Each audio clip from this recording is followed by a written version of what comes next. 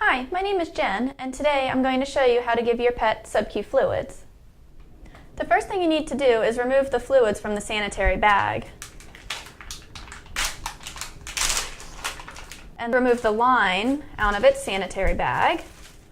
In order to attach the fluid line to the fluid bag, you need to remove the rubber stopper on the fluids and the plastic cap on the line. Remember, these need to stay sterile, so don't let it touch anything. Our next step is to take the fluid line and insert it into the fluid bag. You will notice a device halfway down the line. This little device is what controls the flow of the fluids.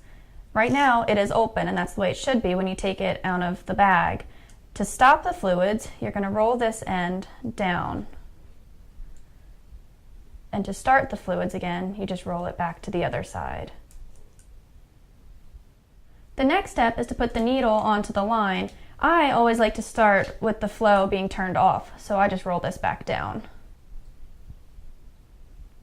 Remember to try and keep everything as sterile as possible. So when opening up your needle, you're going to go ahead and grab either end of the wrapper and just pull it apart. And only pull it apart halfway, that way you can hold it from this end. Now we need to open the other end of our line. You're going to pull the blue stopper off the other end.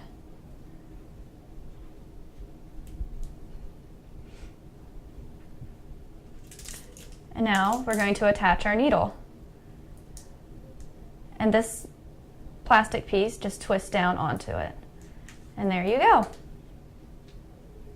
Now that we have our fluid bag assembled, we need to hang it somewhere. A lot of people will use a hanger and hang it from their kitchen cabinets or from a shower rod.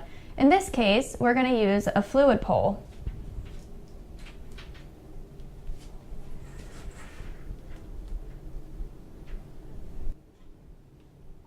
Before we administer fluids to our pet, we need to run the air out of the line.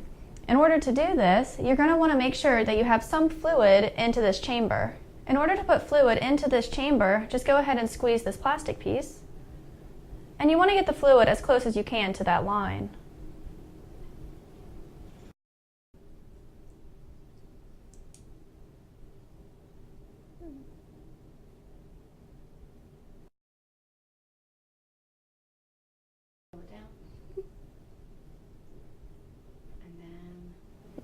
Each bag of fluids contains 1,000 milliliters.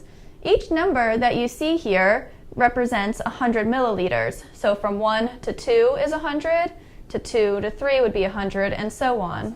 So for example, if you have to administer 150 milliliters to your pet, you would go from the beginning to 1.5, and then from 1.5 to the 3.